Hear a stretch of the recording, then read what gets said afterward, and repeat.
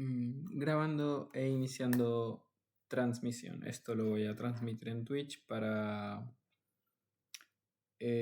¿para qué? No, ninguna razón. Simplemente voy a intentar ver si puedo crear una comunidad de gente que estudie y me acompañe a estudiar. O solamente me hable mientras estudio y así trato de no distraerme. Bueno, acá ya tengo la cosa con los comentarios. Así que empezamos. La idea de hoy es leer por lo menos una guía de teoría de algoritmos, estudiarla bien. Van a ser 2 pomodoros de 25-5, en los cuales durante 25 minutos vamos a estudiar la teoría de algoritmos. Van a ser 5 minutos para charlar y leer comentarios. Y después de eso, otros 25 minutos, ya no vamos a estar en guía de teoría de algoritmos, sino que vamos a ver unos videos de Faro, tutoriales de Faro para la clase de paradigmas de la programación. Esto va a ser subido al canal de YouTube Pers Tutorías porque no tengo contenido y como tengo ganas de empezar a subir contenido a ese canal y esto en teoría es material de estudio, lo voy a subir ahí, aunque también estaba pensando en que podría quizás crearme un canal para sesiones de estudio, pero bueno, dejémoslo en Pers Tutorías y otro día lo paso en limpio y lo subo como una clase. Dicho esto, empezamos. Vamos a poner el pomodoro. Ahí va. Tuki. Muy bien, es silencioso, así que no vamos a hacer mucho ruido. Arre. Estos son cosas de mis clases y creo que no tengo nada que no debería tener abierto. Bueno, vamos a empezar por teoría de algoritmos 1, introducción, apunte 0. Conceptos iniciales. Es la segunda vez que leo esto, la primera vez lo grabé, pero me distraje mucho, así que no tuve la oportunidad de mostrarlo. Me acabo de dar cuenta de que no estaba compartiendo pantalla. Ok, ahora vamos a ponerme en la esquina de arriba a la derecha y vamos a ver si ahí está bien. Yo creo que está bien. Vamos a hacer algo. Voy a usarle un poco más de zoom, así pueden leer. Listo. Y... sí, ahí se ve bien, ahí se ve bien. No sé si comparto mucha información por el hecho de ponerla ahora. Arre, nada, no importa. Bueno, teoría de algoritmos, guía 1. ¿Se puede poner pantalla completa? Sí, perfecto. Introducción, conceptos iniciales. Es tentador pensar que si la única herramienta que tienes es un martillo, puedes tratar cualquier cosa como si fuera un clavo. Acá lo que vamos a ver es que a lo largo del curso van a haber diversas herramientas que nos van a proporcionar que vendrían siendo los diferentes tipos de algoritmos o métodos algorítmicos para solucionar problemas. De esta forma, nuestra caja de herramientas se va a ampliar de manera tal que luego tengamos la capacidad de resolver problemas con el mejor algoritmo posible para aproximarlo o por lo menos saber plantearlo desde diferentes puntos de vista. Bueno, se conoce como martillo dorado o martillo Maslow al concepto de utilizar una herramienta, metodología o procedimiento para resolver cualquier problema que se nos presenta, sin importar que esa elección sea equivocada. Este accionar se puede deber a un empecinamiento o desconocimiento de alternativas. Si estamos en presencia del primer caso, poco tal vez se puede hacer. Sin embargo, el segundo caso tiene solución: inspeccionar, investigar, ejercitar y aprender. El propósito de este escrito es brindar una guía para construir una caja de herramientas variadas llenas de herramientas para múltiples usos, de manera tal que al enfrentarse a diversos retos sepamos manipularlas para obtener la mejor solución posible haciendo un uso inteligente de los recursos con los que contamos. No analizaremos cualquier tipo de problema, sería necio e inabarcable tratar de hacerlo. Nos enfocaremos en un subconjunto de problemas lógicos matemáticos que un futuro profesional informático puede enfrentar en su carrera. Nuestras herramientas serán algorítmicas.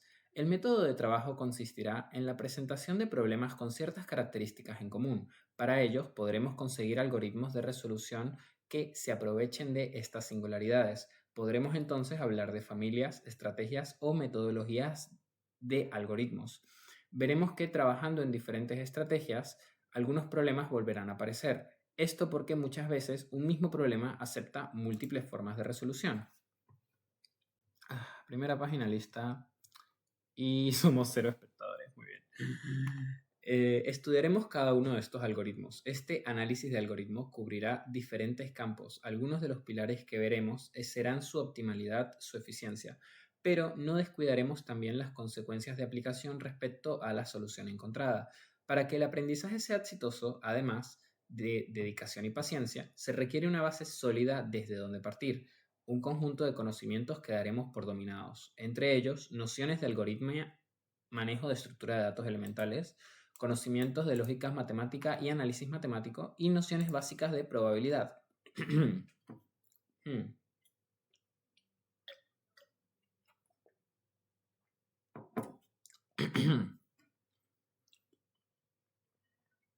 Bueno, básicamente estudiaremos algoritmos, qué tan óptimos son y qué tan eficaces son. Y para esto vamos a necesitar un chingo de práctica, mucha práctica, todo el tiempo. Problemas y tipos de problemas. El concepto de problema es tan natural y corriente que se hace difícil de definir. Puede indicar que corresponde a una tarea a resolver. Partimos de una situación y queremos responder una pregunta sobre esta.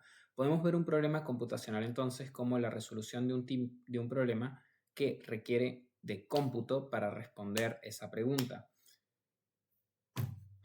Tengo calor, ¿qué tanto me banean en stream si me quito la remera? Arre. No, porque Speed usa todo el tiempo stream sin remera, no le dicen nada en Twitch.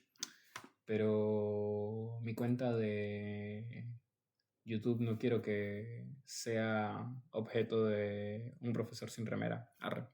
Tendría que dar clases encuerado para ver si así me ven personas que solo quieren ver gente encuerada, pero por lo menos van a aprender algo. Hablo de sin remera igual, no tan estricto como para decir encuerados, porque por ahí encuerados suena como muy desnudo. No tan desnudo, solamente sin remera. Bueno, no importa. El concepto de problema es tan natural y corriente que se hace difícil de definir. Se puede indicar que un problema, cómputo, perfecto. Cómputo para responder esa pregunta. En nuestro cómputo, la situación inicial será... Ajá, acá está. Podemos ver un problema computacional entonces como la resolución de un problema que requiere del cómputo para responder esa pregunta. En nuestro cómputo, la situación inicial será la entrada o input y la respuesta la salida o output. Llevándola a un terreno matemático más abstracto, podemos ver entonces a un problema como la relación entre dos conjuntos. El primero abarca todas las posibles entradas del mismo y el segundo contiene todas las salidas posibles. Llamaremos instancia a cada uno de los elementos del primer conjunto y llamaremos solución a cada uno de los elementos del segundo conjunto. El enunciado del problema determina la relación entre cada instancia y cada solución. Si nuestro problema es ordenar una lista de números naturales de mayor a menor, una instancia posible será 4, 7, 3, 8, 2 y estará relacionada con la solución 2, 3, 4, 7, 8. Asimismo, la instancia 3, 8, 4, 2, 7 estará relacionada también con la solución anterior. Por otro lado, la instancia 1, 2, 3, 4 estará relacionada con la solución 1, 2, 3, 4. En la naturaleza del problema está la relación entre los conjuntos de instancias y soluciones, pero no hay una indicación de cómo encontrarlos. Requerimos de un algoritmo para hacerlo. Es este quien materializa y convierte la abstracción del problema a un ejercicio práctico.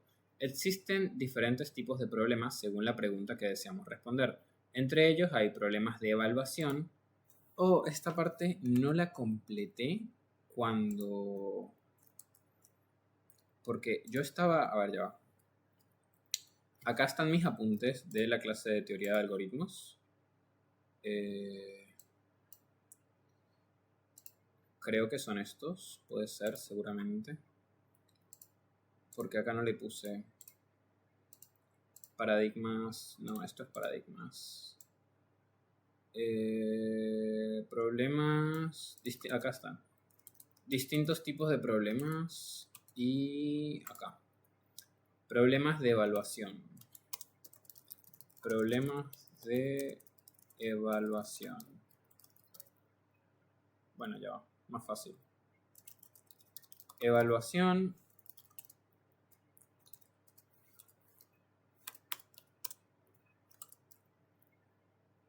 Búsqueda.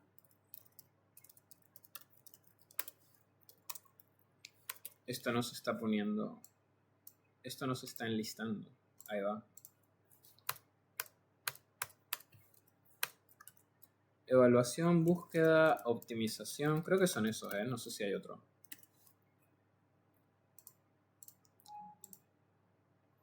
Decisión. Enumeración combinatoria.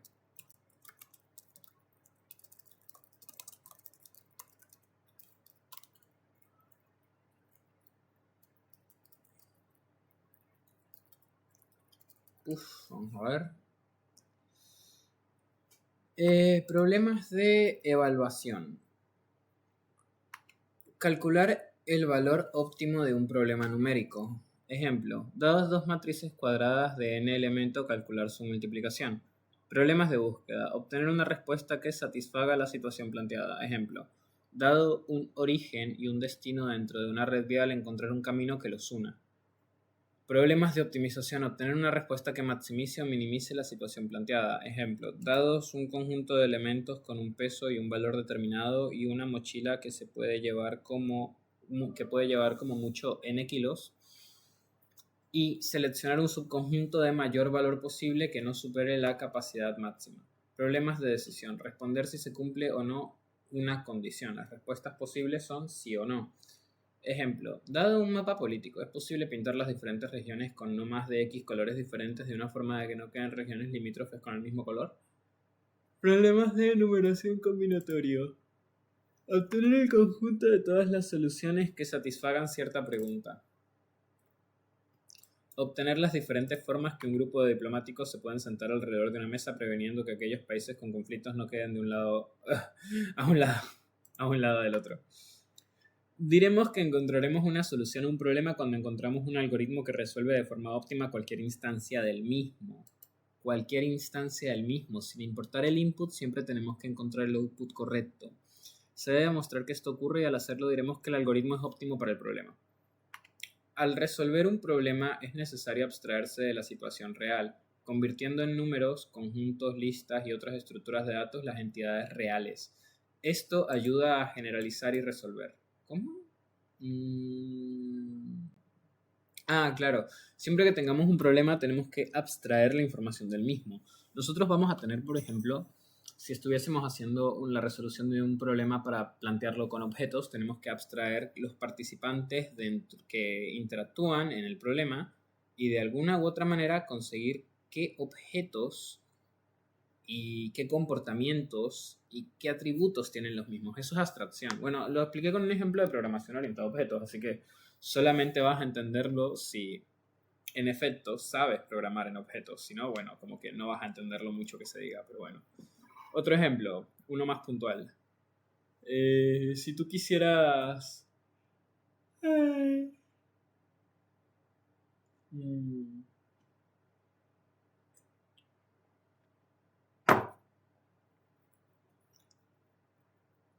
Si tú quisieras evaluar las diferentes combinaciones que pueden tener n gatos o n bolas en m urnas, a fines prácticos, al abstraerlo, podemos entenderlo como un vector de m índices con n distribuido en todos los índices. O sea, es complicado de explicar con ejemplos. Abstraer es la capacidad de volver de forma abstracta datos reales. Tenemos entonces que varios problemas diferentes pueden tener tratamientos similares. La desventaja de este enfoque es que se pueden esconder efectos reales de la aplicación de ciertos mecanismos de cierto mecanismo seleccionado. Cobra vital importancia cuando al resolver ciertas instancias de un problema existen varias soluciones óptimas posibles y de nuestro algoritmo de resolución encuentra solo una de ellas. Un análisis moral que excede el alcance de este escrito es necesario. Más aún cuando en base a una decisión de resolución vidas de personas se pueden ver afectadas. Vemos un simple ejemplo a continuación. Un sistema de inscripción dentro de la facultad otorga un número de prioridad entre 1 y 50 a cada uno de sus 5.000 alumnos según su historial académico. En un primer proceso recibe un listado de alumnos ordenado por su documento nacional de identidad, calcula y agrega un puntaje académico a cada uno de ellos. Un segundo proceso ordena a los alumnos según el puntaje calculado y separa en grupos de 100, otorgando a cada uno su prioridad. Se puede ver el segundo proceso como un simple ordenamiento que tiene como particularidad que la clave del ordenamiento es el puntaje académico y puede no ser único. Varios alumnos pueden tener el mismo. Nos resta seleccionar un algoritmo de ordenamiento para encarar este problema. Por ejemplo, podemos seleccionar el Team Sort, Merge Sort o Insertion Sort, entre otros. Cualquiera de ellos dará respuesta en forma óptima. Veremos que traen una consecuencia no esperada en la respuesta obtenida, una que podría ser catalogada como discriminatoria. Todos estos algoritmos de ordenamiento mencionado tienen como propiedad ser estables. ¿Qué significa esto? Que mantienen el orden del real... ¿Qué significa esto? Que mantienen el orden relativo de los elementos en la misma clave. Todos los alumnos con el mismo puntaje académico quedarán ordenados de la misma forma en la que llegaron al proceso, ordenados por su número de identificación. Veamos un caso extremo.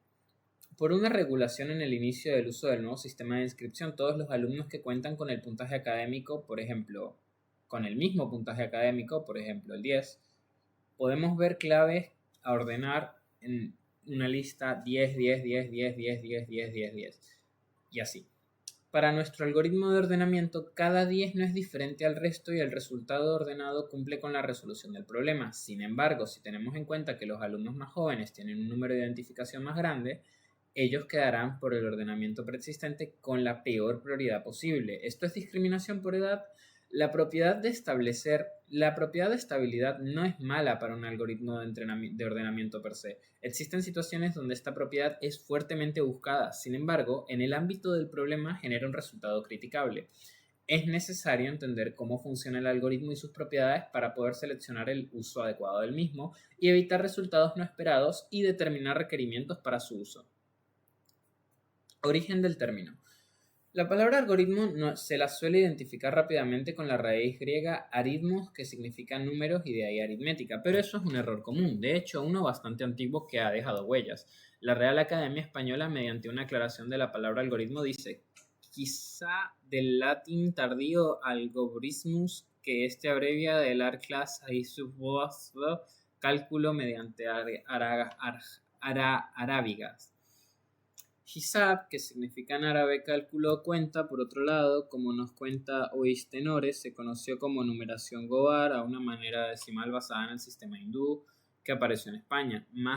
Su más antigua representación conservada data del año 976 después de Cristo. El nombre Gobar proviene del árabe gabar, que significa polvo. Esto se debe a la costumbre hindú de realizar los cálculos en el suelo o una tabla polvorienta. Se podría inferir entonces que, según esta teoría, el nombre provendría del cálculo usando el sistema de numeración antes descrito. Si bien es una respuesta plausible, existe otra explicación hoy más aceptada. Tenemos que retroceder un siglo atrás, en el siglo IX después de Cristo. En esos años, el Islam se había convertido en una potencia que conquistó grandes áreas del antiguo Imperio Romano. Dentro de sus fronteras quedaron las obras de los sabios griegos y romanos. Una tarea de traducción, resignación y nuevos aportes de origen persas, hindúes y chinas. En ese contexto se crean academias promovidas por diferentes califas. Una de ellas fue contratada a un matemático llamado Mohammed Ben Musa. Mohammed Ben Musa era originario de Khwarizmi, actualmente parte del territorio de la República de Uzbekistán, en la provincia de Jibá. Está situada en el curso inferior del río Amu Daria. En honor a su origen, pasó a autodenominarse como Mohammed Ben Musa al-Khwarizmi, es decir, el de Khwarizmi. La obra de al-Khwarizmi fue muy influyente. Para ejemplificar, basta decir que la palabra álgebra debe su existencia al matemático Kitab al-Mukhtasar fi Hisab al-Jabraj wa Mukhabalah. Hice lo mejor que pude, posta. Es el nombre original de su obra, cuya traducción se conoce como Libro conciso sobre cálculos por completación y balance. Oh, my brother in Christ. En sus escritos explicaba cómo resolver problemas matemáticos de forma genérica y no en casos particulares como era la norma. Además proponía la utilización del sistema de numeración hindú. El mismo era un sistema posicional decimal y el sistema que utilizamos hoy en día. Se enfrentaba a la norma, utilizaba los números romanos. En este sistema las operaciones matemáticas eran más complejas de realizar. Su libro Kitab al-Gam Watara Bisaham al-Din, libro de la suma y la división según el cálculo de los hindúes, detalla las ventajas del sistema de cálculo con números hindúes, que tienen un profundo impacto. Es traducido del latín del siglo XII por Adelardo Bach, entre otros autores. En varias de las traducciones no le dieron el título original de la obra, sin embargo comenzaban la frase con Dixit Algorismi, como dijo Algorismi. La traducción más conocida fue titulada Algoritmi di numero Indorum, Algoritmi sobre los números de los hindúes, 1857, por Baldassarre Boncompagni. En manos de sus traducciones, la latinización del gentilicio del autor pasa a convertirse en la expresión del sistema numérico y los métodos para resolver los problemas algebraicos. Un ejemplo temprano de esto se puede ver en la obra titulada Carmen de Algorismo, poema de algorismo, 1240, compuesto por Alexandre de Brigidoux, que comienza de la siguiente forma. Hay algoritmo expresión dictu en igual talibus indorum fluir visquis figuris. La presente técnica llamada algoritmos es la que utiliza 2 veces 5 las figuras hindúes. El término algoritmo que manejamos hoy en día para cualquier procedimiento no solamente matemático tuvo más caminos por recorrer en el siglo XII que en Francia, que sufre un cambio... tuvo más caminos por recorrer. En el siglo XII en Francia sufre un cambio de su forma de escribirse al moderno algoritmo, seguramente equivocadamente al relacionarlo a griegos aritmos, números, y allí es tomado por el idioma inglés y luego regresará al español. Uf, hermano, cuánto lore. El término algoritmo en los últimos años está en la boca de todos. Vivimos en una sociedad altamente tecnológica donde los sistemas informáticos cada vez influyen más en la cotidianidad. Un algoritmo nos puede sugerir que el camino que a realizar desde nuestro hogar hasta un negocio utilizando un auto, bicicleta o caminando. Algoritmo, comillas. Puede evitar congestionamientos redirigiendo a los viajantes por rutas alternativas. Un algoritmo puede hacer que miremos un medio de comunicación haciendo que su base de lectores pase de pocas centenas a millones de un día para otro. Similarmente, puede hacer que un medio exitoso pase al ostracismo.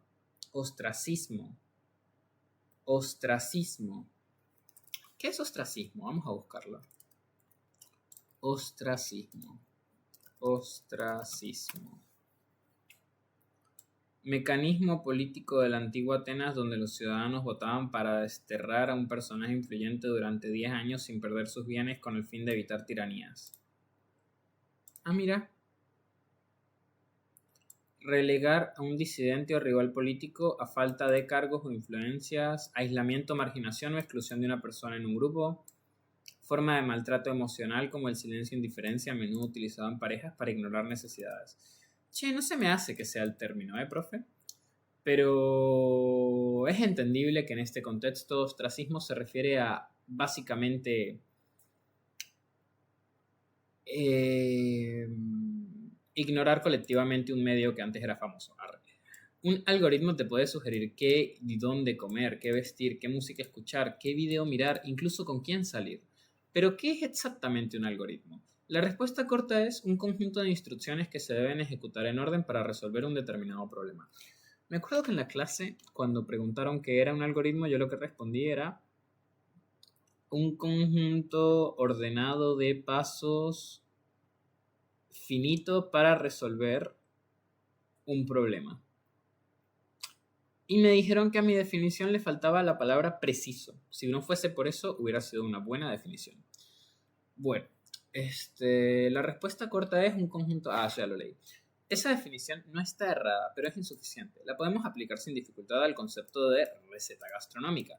Uno podría circunscribir el tipo de problema a uno de índole matemático o invocar en la definición el uso de computadoras. La primera restricción excluye varias de las aplicaciones modernas del uso de algoritmos. La segunda excluye miles de años de historia donde los algoritmos fueron aplicados sin existir remotamente un artilugio tecnológico para ejecutarlo.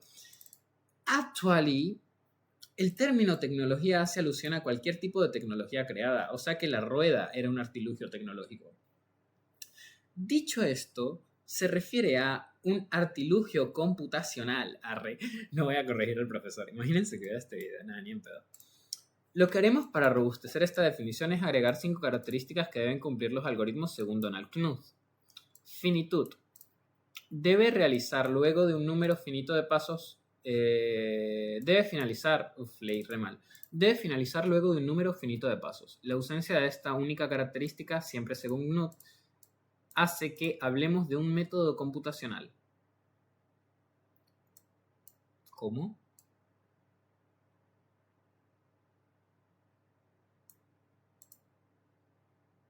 Método. No entiendo bien esto. No entiendo a qué se refiere con hace que hablemos de un método computacional, porque necesitaría una definición técnica de método computacional. Pero bueno, la razón por la que un algoritmo tiene que ser finito es porque los algoritmos están hechos para resolver problemas. Y si un algoritmo no tuviese finitos pasos, tendría infinitos pasos, por lo tanto nunca podríamos resolver el problema. Es decir, nunca vamos a llegar a la solución. Definitud. Cada uno de los pasos debe ser definido con precisión. Yo lo había anotado como precisión, parece que está anotado acá como definitud. Cada uno de los pasos debe ser definido con precisión. Las acciones a realizar deben ser especificadas sin ambigüedades y en forma rigurosa. Un algoritmo tiene 0 o más entradas. Estas corresponden entradas, básicamente. Estas corresponden a las cantidades que son introducidas al algoritmo antes de iniciar su ejecución. Las condiciones iniciales. Un algoritmo tiene una o más salidas, corresponden a la cantidad que se relacionan con... Ya va, esto está sonando. Bueno, en teoría tenemos un descanso de 5 minutos. Voy a terminar de leer este punto. Las salidas, un algoritmo tiene varias salidas que vendrían siendo el estado finalizado, que sería la forma en la que resolvemos el problema. O sea, con la forma no me refiero a la metodología, sino el output, o sea, como el cómo quedó el problema, cómo quedó la solución del problema, cuál es la solución con la que nos quedamos. Fíjense que la entrada es la instancia y la salida es la solución. Todo lo que está en el centro es nuestro algoritmo. Bueno, que se construyan a medida que se ejecutan los pasos, eficacia, todas sus operaciones deben ser lo suficientemente básicas para que puedan ser realizadas en un tiempo finito por alguien utilizando un papel, un lápiz y un papel. Este último ítem puede resultar extraño. El concepto de papel y lápiz tiene raíces anteriores a Knuth y el lector tendrá que tener paciencia para llegar a conocer su origen. Corresponde una definición bastante informal, aunque la idea es clara. Lo que se debe realizar en un punto debe ser realizable en la práctica en un lapso temporal acotado. O sea, nuestro algoritmo para que sea eficaz, nuestro algoritmo tiene que ser algo capaz de ser realizado por humanos. No tiene que ser algo como, no sé, una cuenta matemática imposible de realizar por seres humanos, considerando que entonces no la haríamos, por lo tanto no sería un algoritmo, algo así, no sé. O sea, es como, la idea es que sea realizable. Para que sea eficaz tiene que ser pragmático y para que sea pragmático tiene que poder ser realizable. Ok, lo que sigue sería origen del análisis de algoritmos. Análisis de algoritmos. Vamos a ver. Notación asintótica.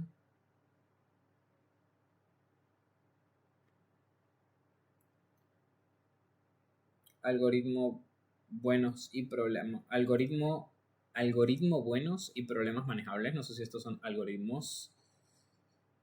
Vamos a ver. Me está llamando mi mejor amigo. Qué random. Hola, Manu. ¿Aló, aló? Bueno, no debe ser importante. Bueno, vamos a una pausa, chicos. Estoy cansado. Son las